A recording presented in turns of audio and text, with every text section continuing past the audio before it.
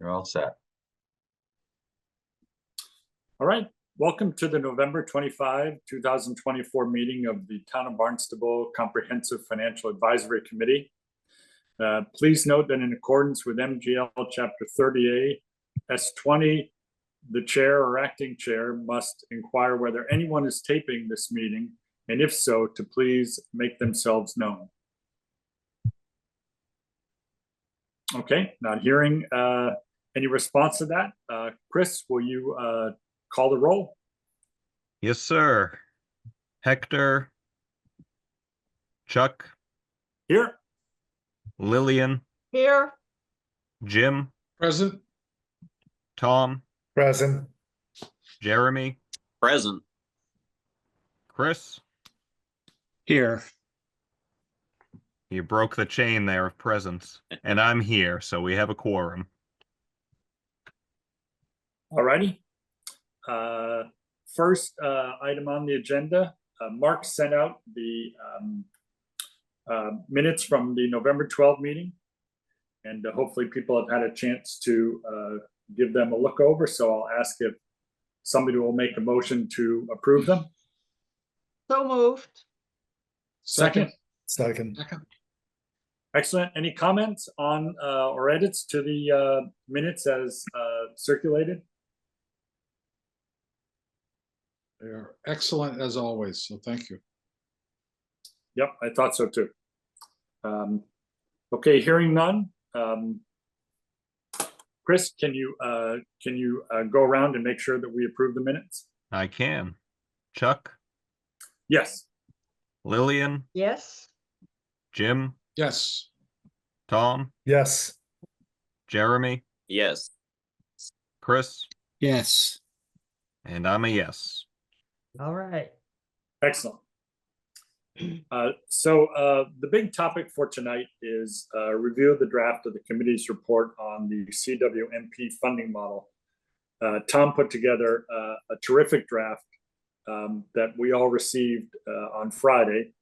So if you're willing to do it, Tom, I'll ask you to just take us through that document so we can offer thoughts and comments and hopefully get it finalized tonight. Okay, I just sent you a request to be able to share. Also, I'd just like to say that it was an excellent document, Tom. Really was. Far above what I was, we talked about a couple of page and a half, 2 pages, but it was just really well done. And thank you very much. My pleasure.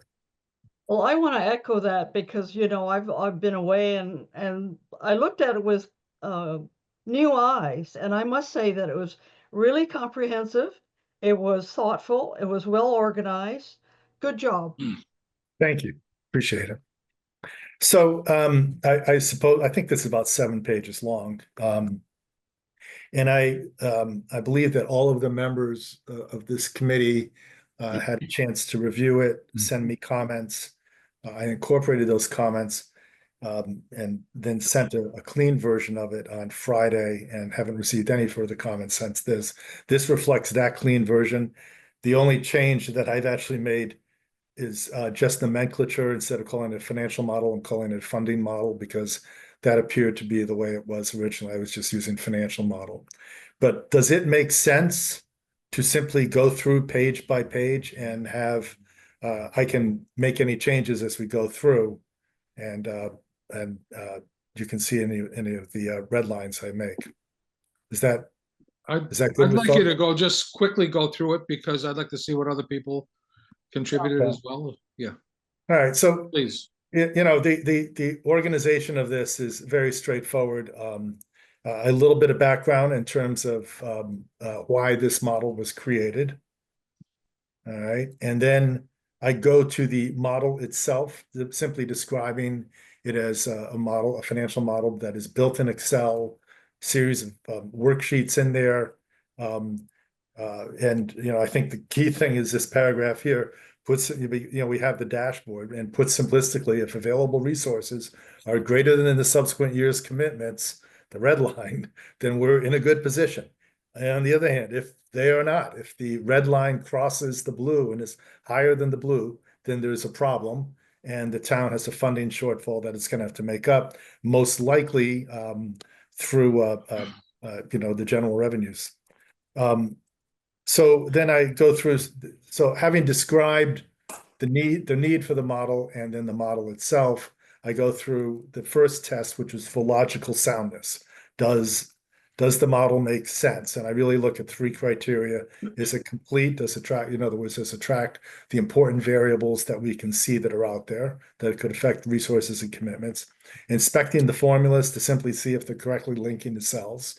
And then making changes to those variables to see if the changes we make reflect realistically or reasonably given the alteration. So, if for some reason I tripled the rate of inflation and you didn't see much change, then probably you might wonder whether the model is accurate or not.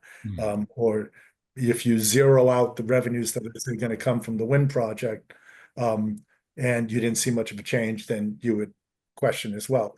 But when you make those changes, as I think folks have over the last several meetings, it appears that the model itself has internal accuracy. And then very quickly, I just go through the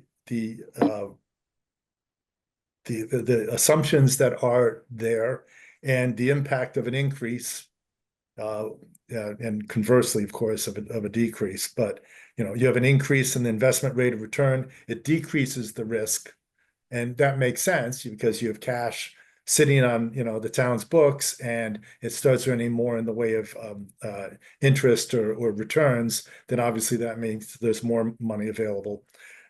Conversely, and if the annual salary increase, say, is greater than 5%, 6%, 7%, you can see how that increases risk. And all of that seemed to happen when I think when I and others have gone through this. You make those changes and you see, in fact, that the model responds appropriately in terms of increasing risk or decreasing risk.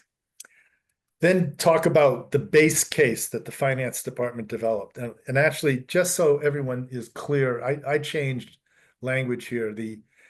Mark had originally circulated 3 scenarios, and scenario 1 was the base case. So just for clarification, I called that the base case, and then there's 2 other scenarios after that.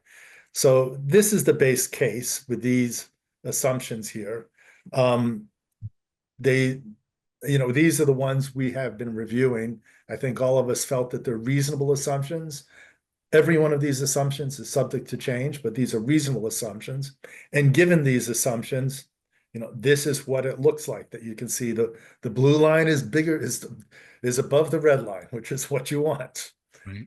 And then we explored alternative scenarios. So the alternative was New England wind goes down to 0. Now, just bring you back up here. This is a big one. The New England wind contribution is $16 million. Could that go to 0? Yes. I mean, the project could get canceled, adverse economic circumstances or whatever. And so what happens if that goes down to 0? You see I highlighted in yellow this particular change, and you can see the consequence of it, which is that the blue line drops below the red line. And so out in approximately FY 39, the lines cross and we have a problem. Now, what's the beauty of this model is that, it's FY 39. So with this change, we still know we have a number of years to be able to start to figure out how to solve this looming problem that's coming up. The way to solve it, by the way, a simple way to solve it, if you run through the model, is you simply increase the town's contribution from the general fund.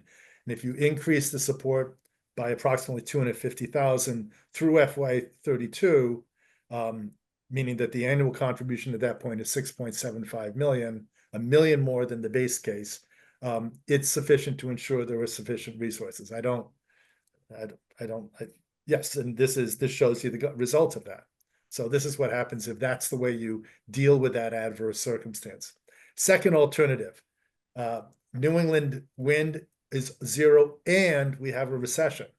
And again, not surprisingly, this is more dire. You can see what happens in terms of the assumptions that I change. The investment rate of return drops.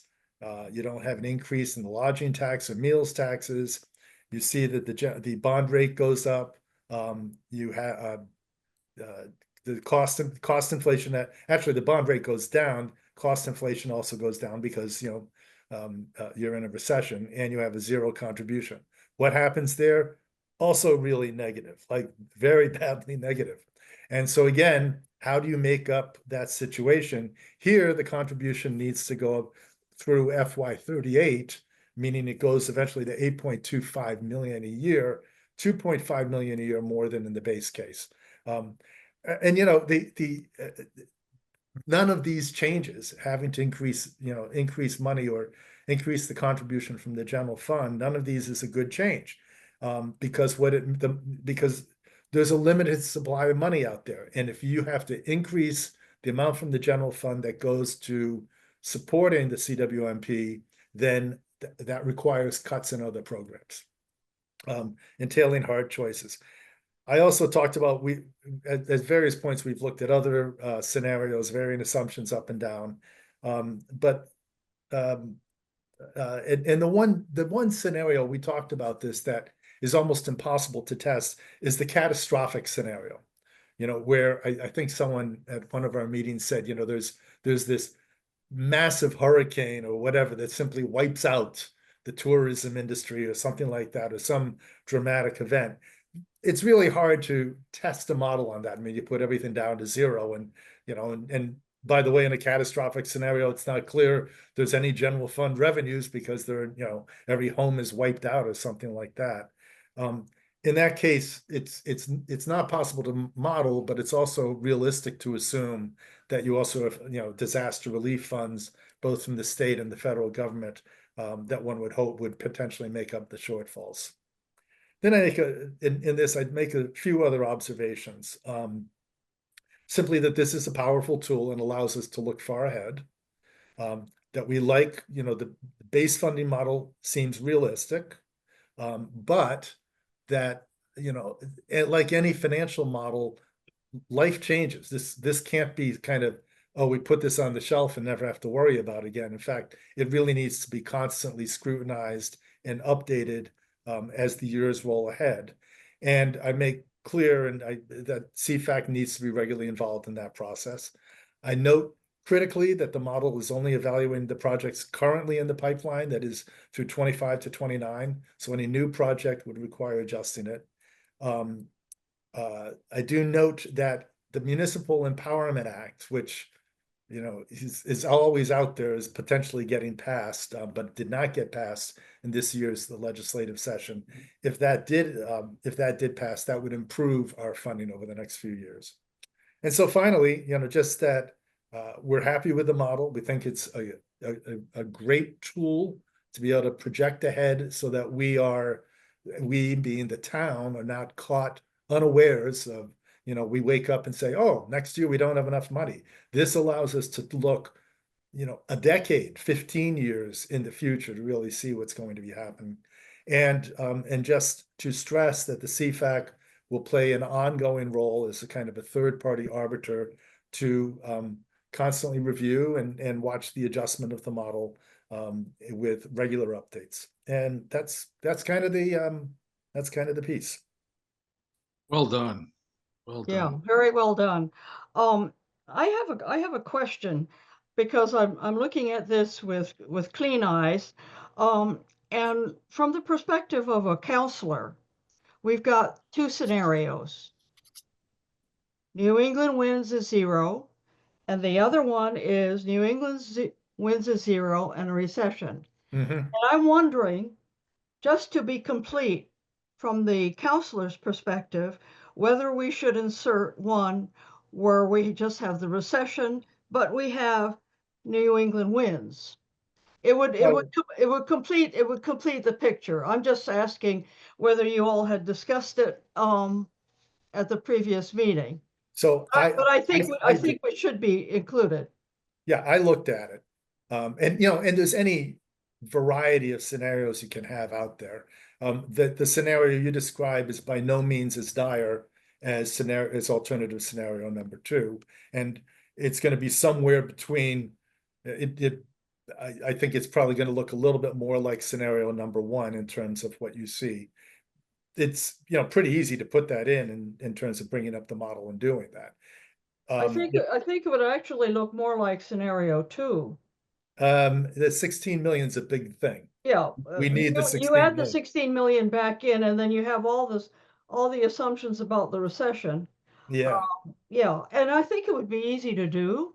Oh, it's very easy to do. You just add it in as Yeah. I'm, Yeah, if I were to ignore you people for 5 minutes, I could do it in Do it 5 minutes, now. but what I certainly can do is revise this to add in that as a third scenario. Again, there's an almost unlimited number of scenarios we could put in, but I'm happy to do that. well, thank you. I hate to add work to this, but it seems to No. me that the town council would like to know, what if we had New England win but had a recession? Yeah, Yeah, so that all three scenarios are then covered. happy to do that. And Thank you. for my simple mind, what do you consider what are you defining as a recession? Is it a catastrophic, in other words, Uh, a no, pandemic where no one can move and there's no revenues, or is it something? What, And again, you can do that, and the assumptions that we used here for a recession, it means that you're not getting much in the way of return on your investments, that you aren't able to increase taxes on meals, vacations, oh, I rentals, see, and okay. lodging. Yes, you certainly, now, I have to tell you that the other thing you could do in a recession, which we did not do in this, is you see the annual salary increase of 5% a year, yeah, insurance increase of 7.5. Well, you could argue in a recession, those should drop. So, and if they do, of course, then it becomes less dire because your expenses are not as high as you yeah, would have had. So, this is, again, this is the problem when you say, this is a kind of recession here. It's not a depression. If you had a true depression, you might see the annual salary increase a negative number, yeah, right?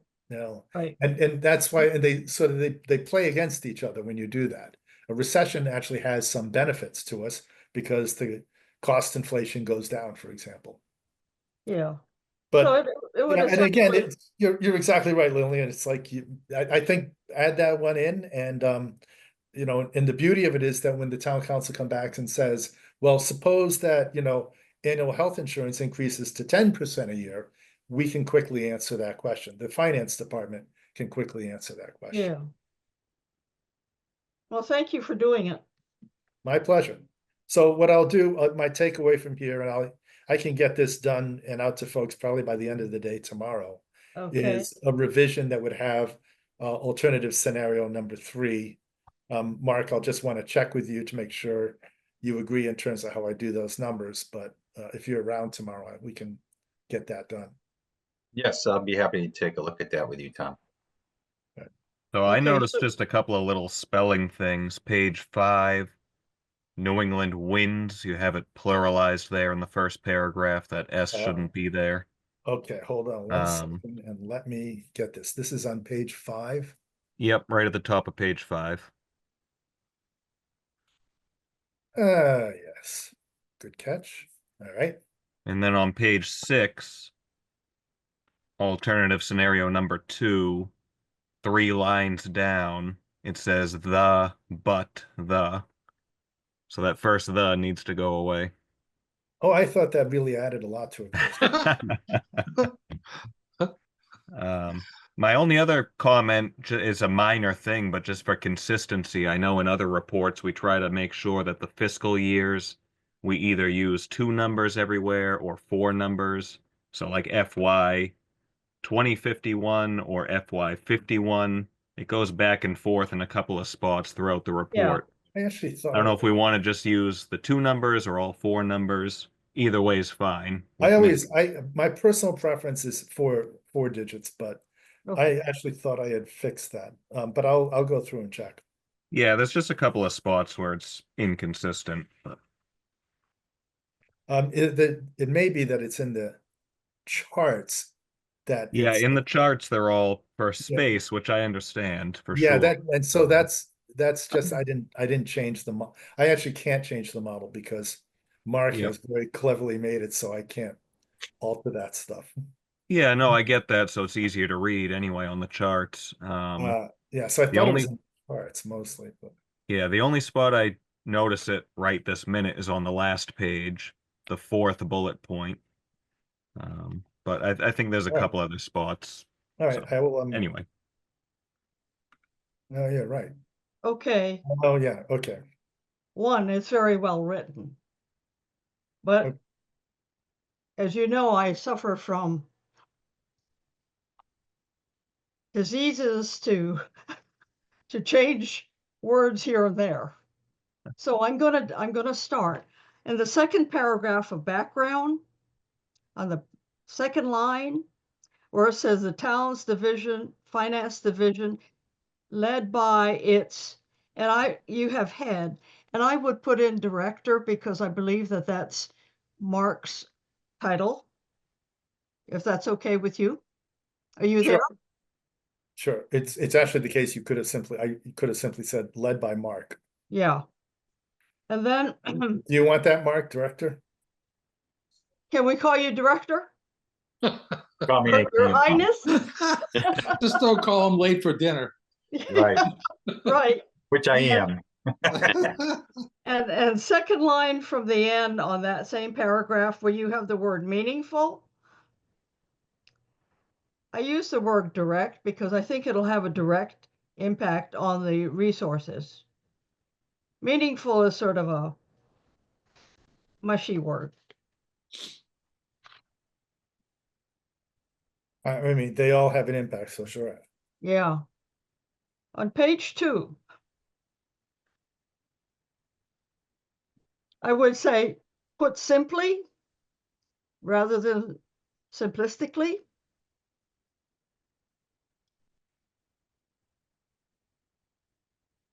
And then in the second line, then the town is, rather than in a position to, just say the town is able to fund.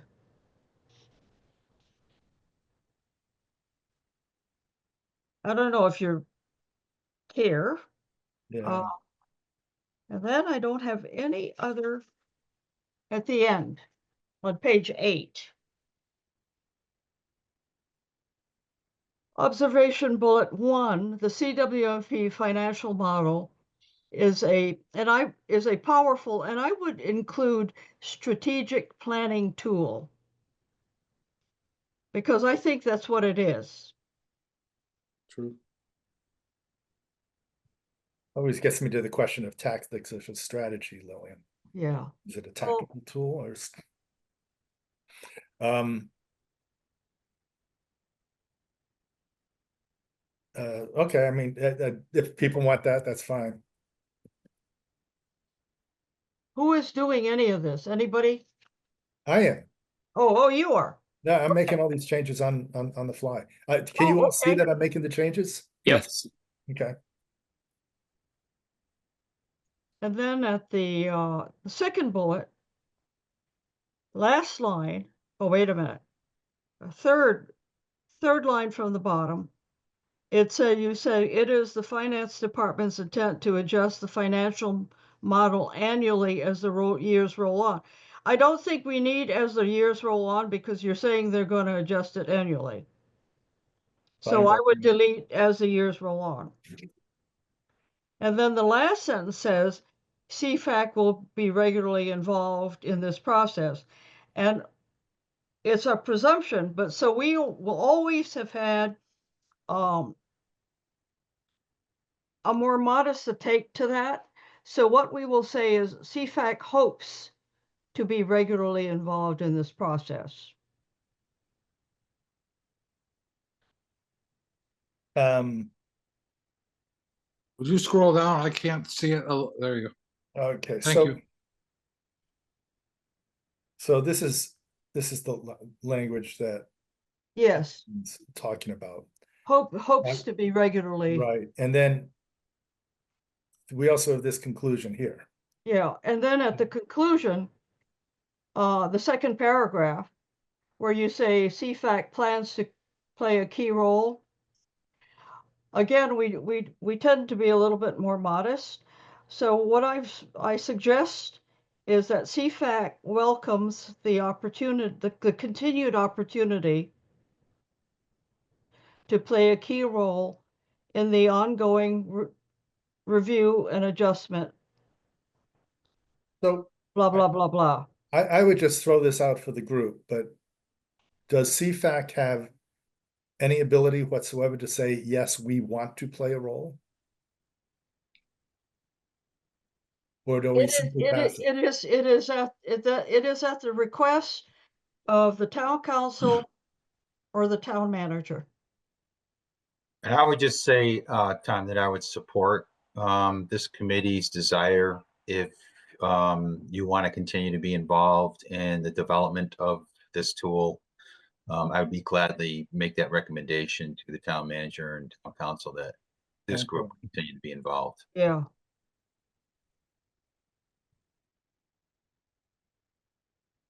All right, so really it's the same.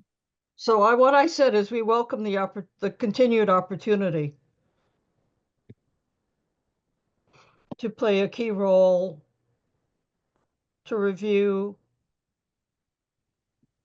future adjustments of the CWMP model. Yeah, I think this change makes that clear. Okay. Yeah. Yeah. All right. And since I know that Lillian is the one who goes down to every single one, does anyone else share her proclivities? Sorry about that. I have one other suggestion for the group to consider, and I believe Counselor Starr has joined us this evening, and I know he's asked a few times about our ability to obtain 0% financing through the Mass Clean Water Trust. And in order to do so, we would have to adopt a flow neutral land use policy in town.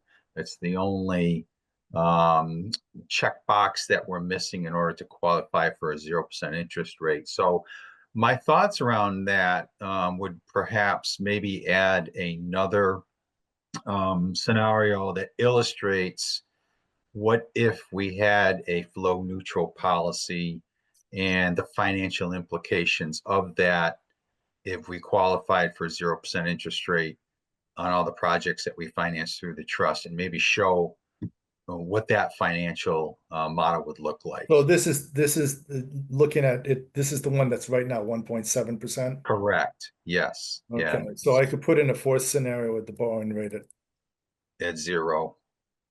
Or can you hear me? Yeah. Yes.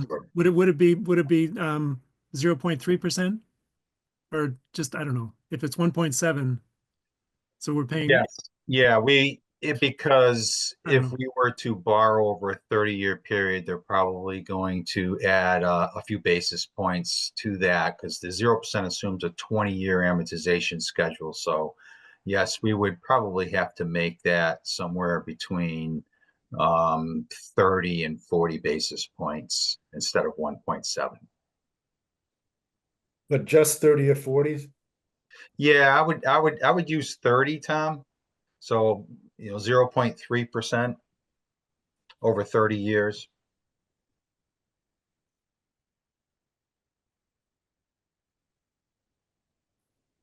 And again, I'll run the model concurrently with you to make Yep. sure that we match up. Okay, and again, I can run these by you fairly quickly. Okay. Thank you. That was a great suggestion. Welcome. We did have a While we discussion. while we have the benefit of Gordon's presence here, I'm wondering whether you and other counselors would like to have any other scenarios, any of the other thoughts that you might have to clarify what this model is about. I think it's wonderful for what it covers. My concern is what happens when we get to FY30 and we're still borrowing money. Yeah. This only covers the first, well, the years Right. 5 through 10. We still have 20 more years to go, and we'll be borrowing money for 20 more years. Well, So I'm not sure. don't we update this on an annual basis? Yes. Yeah, Right, so wouldn't that that would give you a 5-year runway for an analysis? Can you give me a 25-year runway? Why? Because I want to know if the whole project is actually feasible. If I don't, it would if we keep borrowing money at this, we're talking right now, what, $50 million over 5 years?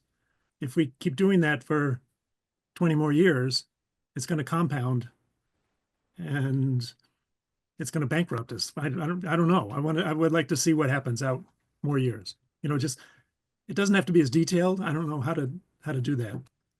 You see what I mean? Instead of just looking at 5 years, we can't stop building at the end of 5 years. We're committed to 30 years. But Isn't I the just issue that I don't have any, there's so I many don't have any variables? project costs beyond fiscal year no, 29. yeah, So you I'd don't, have to yeah. I'd have to make up some numbers as far as what the project cost would be. So I guess, one consideration would be our maximum borrowing through the trust on an annual basis is $50 million. So we could run a model whereby, okay, we're gonna borrow $50 million for the next 20 years, and see what that looks like. But I'm not sure if that's going to give us any useful information other than, Okay. yeah, we're going to have to find a lot more revenue. Right. We know we're already in that situation. I would Right. agree with Mark. I don't think that's necessarily helpful because it's so speculative. It may paint a picture that's totally detached from reality. So it's really difficult to forecast 20 or 25 years down the line. Well, all it will do is send chills up your back. Yeah, but I think on some level it's avoiding reality. Yeah. By not looking at the CWMP and sort of seeing what projects are, lined up in the future. Do we need to change the CWMP? Do we need to take a different approach than pipes and pumps or something? Or Yeah, I think that's certainly part of our overall comprehensive plan, is to keep our ears to the ground and work with our partners out there that are trying to develop alternative technologies that will be affordable and effective from a solution standpoint. And if and when that technology gets developed, I think that offers us the opportunity to perhaps reduce the amount of pipes and pumps that we end up putting in place. But like to Chris's point, that's all speculative, and we're not there yet. We really don't know when it'll be available, how much it'll cost. But we've always maintained the position that this is a plan that's adaptive, and when things like that become available to us, it offers us the opportunity to perhaps shrink the amount of pipes and pumps that we end up having to build. okay. Mark, is there just trying to think of things that would impact this. Is there a possibility rather than a probability that somewhere people look at standards and people look at the realities of trying to execute this, and that either levels, deliverables, standards could change as well? In other words, there's some targets set now based on what we think we know now, and 15 years in somebody says, man, we're going to sink towns if we stick to these standards. Or is that an unlikely scenario? Or maybe that's not a fair question to ask. I think it's something that we have to be cognizant of, and having a tool like this, I think, offers us the opportunity to at some point say, look, this solution is so expensive, and we're going to have to continue to direct more general fund resources in this area, and it's going to take away from a lot of other things. And if we continue down that road, how are we going to manage that? And some alternative solutions may come out of that conversation when you start seeing the impact of what this program could be, if it's really that negative. And it strikes me that that's when you need to really start thinking about how does the state step in further. Right. Yeah. And that's, a good point. The regulators around all of this could keep moving the finish line on They it too. have, yeah. And that's been our experience over the years, is that we're we think we got something in place that's going to solve the solution, and then the finish line gets moved on us again. So yeah, we have to be aware of that as well. I think though, to kind of go off of Gordon's point here, is if we have something that we are seeing is unsustainable when it comes to spending, and we do need help, I'd rather ask for that help now than 10 years down the road where those numbers start coming at us. So I think it at least gives us, or at least it gives town council a piece of the story that is further out that they can start working towards especially when it comes to our state legislators, that we need some help with them. So I get that the numbers are speculative and it's only rough, but I think rough numbers, they do address a reality that we know is going to be big.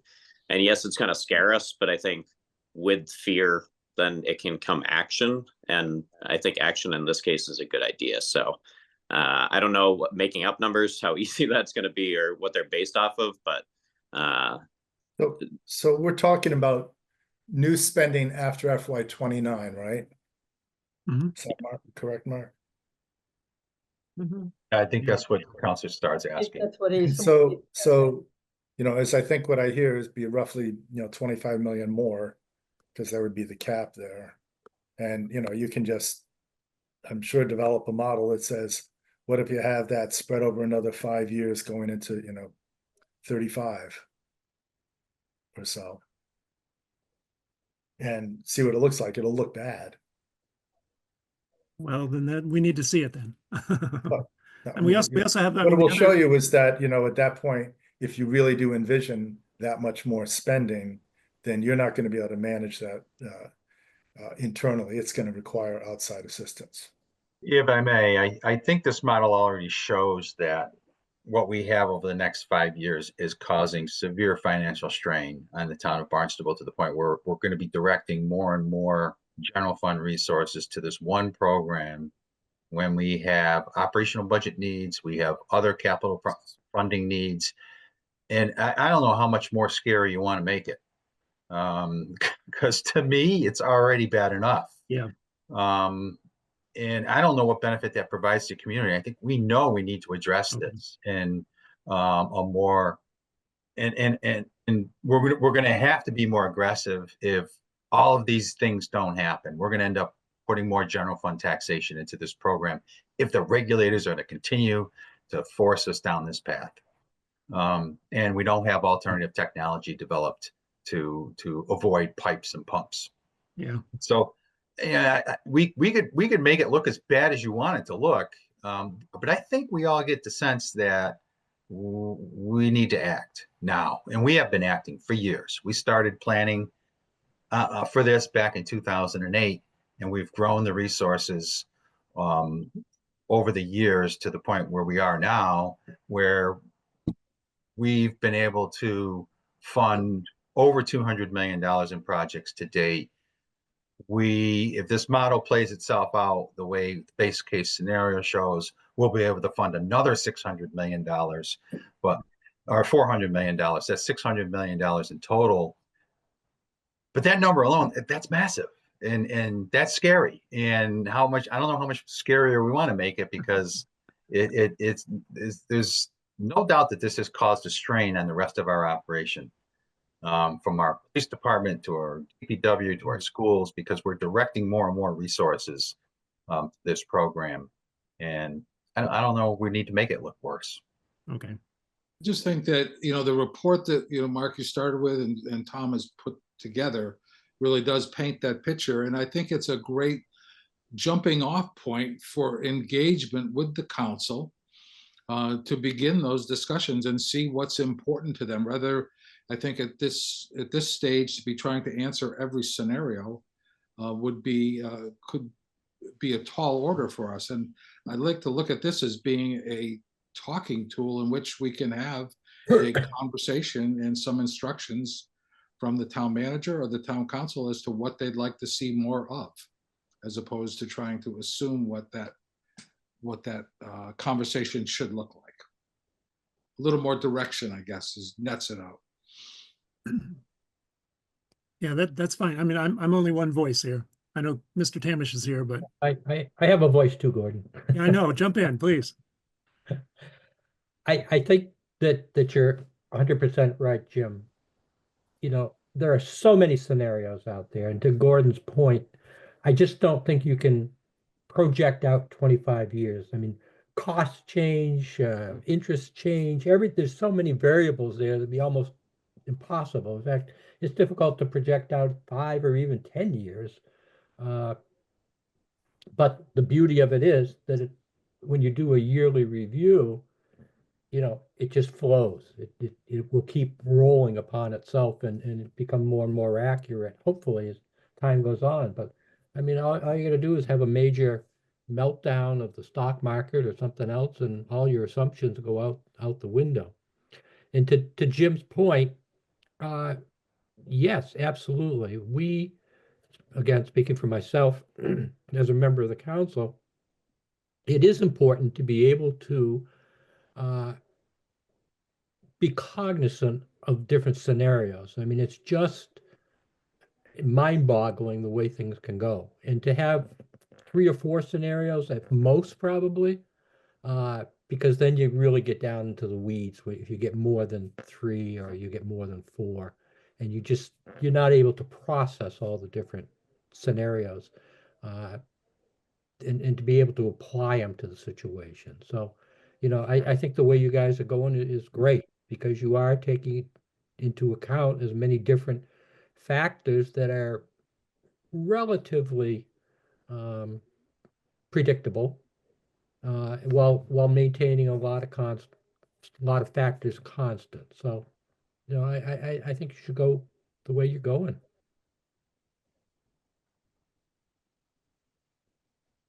I will also just add that one of the really great things about this model is that, as complex as it may seem to be, and it is, it's actually designed so that anyone with no expertise can simply go to the first page of that spreadsheet and change those variables on his or her own in any fashion you want, to be able to see what happens. And the beauty of that graph, you know, that chart that's there, so you see the results instantly.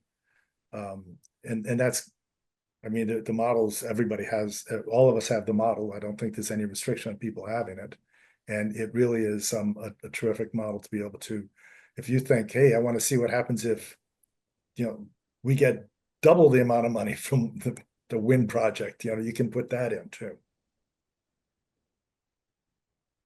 Mark, can I ask you, or maybe one of the two counselors, not about the model, but about the report that we're discussing? When we talked about doing this, I don't have a lot of experience with what the town council expects when they get something from us. Is this, I take it you think the report as Tom's written it up is consistent with what we were asked to do, and that it would be, you know, well received and responsive to the original request? I think so. I'll defer to Vice President Tamish. Yeah, I do. And when you say what the council expects, it's my first year, obviously, on the council. So, you know, maybe I'm not the best person to ask in that respect. But as somebody that's been involved in town government for years and years, the information that you're passing on, I mean, you have such a wide variety or such a range of financial knowledge and interest among the counselors that by giving them these type of reports, I think you're elevating the whole discussion. And that's really the purpose of it that I see. I mean, some of us, as I say, have been around for a while. Some of us have no clue as to probably what any of the implications of some of the different factors are. So anything that you do is a tremendous help. And by having the different scenarios, hopefully you're going to make people think about, what ifs. What if this happens? What if that happens? So I think it has tremendous value. Thank you. Greg, can I follow up a question for you? When would you like us to have the committee come before the council to present this report? I was thinking maybe your first meeting in January. Sure, whatever works for you guys. I mean, there's no, there's no fire behind us Okay. right now to get it done. I mean, you're getting into the budget and all that, so you're going to start having more and more work in a different direction. But yeah, whenever you're ready, let us know and we'll get you on the agenda. Absolutely. Okay. Thank you. All right, and from my part, what I will do is revise and align with the comments we talked about, and try to circulate this out as quickly as possible to members, so we can have one final scan of it at our next meeting. Yeah, I was going to say, so procedurally, I guess we'll give it the final thumbs up, I assume, on December 9th.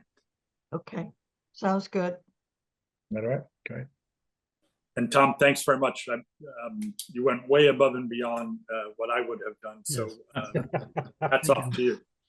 Yeah, Tom, it was Thank you. fantastic. So Yeah. thank you for all the work you've done on this. Well, You're welcome. I get paid by the word, so. Uh-oh, Lillian's gonna start. Spoken like a writer.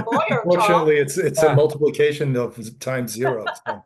Right. I said that to one of the speakers the other night at the town council meeting, who was an attorney, and he got up to speak, and I reminded him, I said, you're here pro bono. You're not getting paid by the word, so keep it under 10 minutes. Yeah. He didn't, of course. Went well over. All righty. Thank you, Tom. That was awesome. So in the spirit that Mr. Tamish just espoused, we'll keep the meeting moving. Is there any correspondence from committee members? Okay, hearing none. Mark, any communications from staff that you'd like to share? Just a reminder that at the December 5th council meeting, we will have the tax classification hearing, as well as the residential exemption item up for discussion. I reviewed both of those tax levy shifting options with this group at your last meeting. And so I just wanted to remind you all that those are coming up. Our property values have been certified by the Department of Revenue. And our new growth has been certified, so we can go forward with the classification hearing. So we plan to do so on December 5th, and then we'll be running this tax bill files shortly thereafter, because we have to get those in the mail by December 31st. That's it. All right. Any other matters that anyone would like to bring up? I have just two quick things. One is I think the budget action calendar is out, right? It's started. And I think at some point we need to start to consider assignments for our committee work for the CIP and the operating budget. So that should be something we should have to start to work on. And the other was some time ago, well before, I guess late August, I talked about wanting to get together as a group at some point, and elections got in the way of all that stuff. And I'd be happy to, especially now with half our members are less than a year with CFAC, I think it'd be kind of fun to get together and just go. So either I'm welcome to go to someone's house, or my house, or to go to a place just to have an opportunity to get a chance to meet each other. And I'd be happy to send out a calendar and see what days people might be available over the next 2 months. Maybe it's too busy now during the holidays, but certainly by early January, I really would think it'd be important that we have an opportunity to shake each other's hand and to say hello. So I'll throw How that about this out Thursday? as well. I'm not doing much. I could use a good meal, Jim. I think that'd be great, Jim, if you're willing to do that. That'd I be will. awesome. I'll try to organize that. So thanks. Thank you. Any other matters people want to discuss? All right, hearing none, then I'll accept the motion to adjourn the meeting. So moved. Second, Approved or proposed and seconded. Chris, can you call the roll? Chuck, Yes. Lillian, yes? Jim, Yes. Tom, Yes. Jeremy, Yes. Chris, Yes. and I'm a yes. Excellent. Happy Thanksgiving, everyone.